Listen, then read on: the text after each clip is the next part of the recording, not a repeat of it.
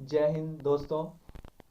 News आज तक के सभी दर्शकों को मैं सलाम करता हूं और मैं सौरभ कुमार हूं। ये बात है एपिसोड देश की हालत। देश की जो हालत हो चुकी है कि महंगाई बढ़ती जा रही है और कमाई घटती जा रही है। लोगों की आर्थिक स्थिति लचर हो चुकी है, लेकिन महंगाई इतनी बढ़ जा रही है कि लोग सोच रहे हैं कि खाए क्या और बचाए क्या। पहले तो हमारे यहाँ कहा जाता था कि 2 रुपया खाओ तो भविष्य के लिए कम से कम नहीं बचता है तो 1 रुपया भी बचा के रखो, कैसी भी स्थिति पड़ जाएगी। लेकिन आजकल ऐसी स्थिति हो गई है कि हम 1 रुपया कमाते हैं और हमारा खर्च 1.5 रुपया 2 रुपया का है, लेकिन किसी तरह हम उस 1 रुपया में अभी तक चला रहे हैं और कई लोग कर्ज के तले डूबते जा रहे हैं। शिक्षा, खाना, घर, मकान, खेती, ये सब पर खर्च करने नहीं पाते हैं वो अपनी खेती के आय से और बाकी के परिश्रम से। इतनी मजदूरी दर कम हो चुकी है देश में। मजदूरी दर कम होने का भी एक बिंदु है, महत्वपूर्ण कारण है कि जो मजदूरी देते हैं उनके पास भी अगर आय होगी तभी ना वो अगर मजदूरी दर बढ़ाएंगे। उनकी भी आय कम हो गई जो मजदूरों को मजदूरी देते थे। अब इतनी कम हो गई है उनकी आय कि वो भी मजदूर को लाना बंद कर दिए हैं। वो चाहते हैं कि हम भी ये अपने काम को किसी तरह निपटा लें। ऐसी स्थिति हो चुकी है हमारे देश की। ऐसी देश की कल्पना कोई नहीं किया था। इसलिए आप लोग सजग हो जाइए कि देखिए महंगाई क्या है।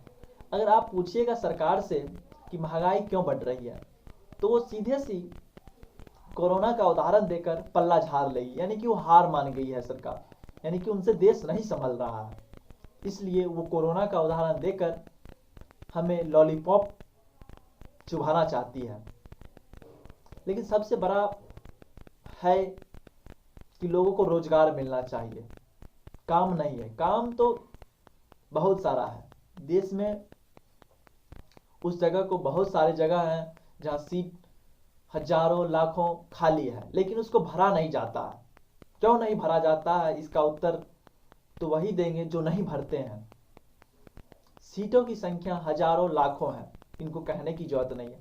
अगर लाखों को भी सीट भर दिया जाता है, मान लेते हैं कि 1 लाख लोगों को बिहार में नौकरी दे दी गई है, सरकारी नौकरी, उससे डायरेक्ट लाभ कम से कम मिलेगा तो 8 से 10 लाख लोगों को मिलेगा डायरेक्ट लाभ। और अप्रत्यक्ष लाभ से तो करोड़ों को मिल सकता है। उनका रुपया डॉक्टर के पास जाएगा, टीचर के लोगों के पास जाएगा, पकोड़े के दुकान वालों के पास जाएगा और अन्य तरह कपड़ों के दुकान के पास जाएगा। तो इनडायरेक्ट लाभ करोड़ों लोगों को मिल सकता है, लेकिन डायरेक्ट लाभ जो डायरेक्ट लाभ मिलेगा वो 8 से 10 लाखों को मिलेगा। 1 लाख अगर नौकरी मिलती है। हम कैसे भारत की कल्पना कर रहे हैं? हम विश्व गुरु बनाना चाहते थे अपने भारत को, लेकिन उस विश्व गुरु भारत में शिक्षक ही नहीं है। स्कूलों की स्थिति ऐसी है कि केवल बिल्डिंग खड़ी कर दी गई है, और कहीं बिल्डिंग है तो चापाकल नहीं है, कहीं चापाकल है तो शौचालय नहीं है, कहीं शौचालय है तो बाउंड्री नहीं है। ऐसी स्थिति है भारत के विद्यालयों को, कॉलेजों को। लेकिन इस दौर में सबसे बड़ा मुद्दा है रोजगार देने को। कोई रोजगार मांग रहा है तो आपको वो नहीं कह रहा है कि हमें इंजीनियर बना दीजिए, हमें डॉक्टर बना दीजिए, चाहे हमें आईएएस बना दीजिए। हम जिस लायक हैं वैसा काम हमको दीजिए। अगर आपसे नहीं संभल रहा है देश, आप नहीं दे पा रहे हैं रोजगार, तो आप रिजाइन दे दीजिए ना। आपकी जिम्मेदारी है कि आप अपने देशवासियों को काम दे। अगर आपसे नहीं हो रहा है तो आप प्रधानमंत्री क्यों बने हुए हैं इस देश के? आप पर ही सारी जिम्मेदारी है। आप अगर नहीं जिम्मेदारी को निभा पा रहे हैं, अगर हम किसी क्षेत्र के मुखिया हैं, अगर वहाँ के समस्या को नहीं हल कर पाते हैं, तो हमारी जमीन है कि हम वहाँ से अपना पद को त्यागपत्र दे दें, ना कि हम अपनी निठल्ली निकम्मी योजनाएं लाकर लोगों को बर्बाद करते रहें। हम केवल लोगों को बहका नहीं सकते हैं। आप इतना बहकाए हैं कि युवाओं को समझ आ चुका है कि आपसे कुछ नहीं होने वाला है। इसलिए फिर भी मैं युवाओं से चाहूँगा कि अगर आप लोगों का यह वीडियो अच्छा लगेगा तो शेयर कीजिएगा, लाइक कीजिएगा और हमारे चैनल न्यूज अर्थ तक को सब्सक्राइब कर लीजिएगा और फेसबुक पर देख रहे होंगे तो हमें फॉलो कर दीजिएगा। बात है रोजगार की। रोजगार मिलेगा कैसे? जगह नहीं है।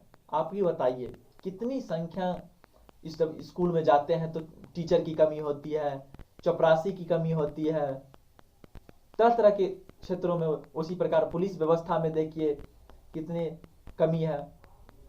उसी प्रकार आप ब्लॉक में चले जाइए, हर जगह कमी है। लोगों को संख्या उसे भरा जा सकता है, लेकिन नहीं भर रही है सरकार। क्यों नहीं भर रही है? इसका कारण सरकार ही बताएगी। पहले भी हम कह चुके हैं, सरकार को भरना चाहिए, यह लोग तो हम कह सकते हैं। लेकिन एक ट्विटर पर मुहिम छिड़ा है, मोदी रोजगार दो, और ये लड़ाई लंबी चलने वाली है। आपसे भीख में हम नहीं मांग रहे नौकरी कि हमें काम दे दीजिए। आप पे कोई एहसान नहीं कर दीजिएगा कि हमें नौकरी देगा। आपकी ये जिम्मेदारी है कि आप युवाओं को देखें। आप कह रहे हैं कि हम 50 साल आगे को देख रहे हैं।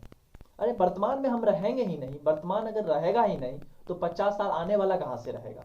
इसलिए हम चाहते हैं कि 50 साल बाद वाला देखना सपना छोड़कर जो 5 साल 10 साल में होने वाला है वो करके आप दिखाइए। ना 50 साल बाद आप रहिएगा, ना 50 साल बाद हम रहेंगे।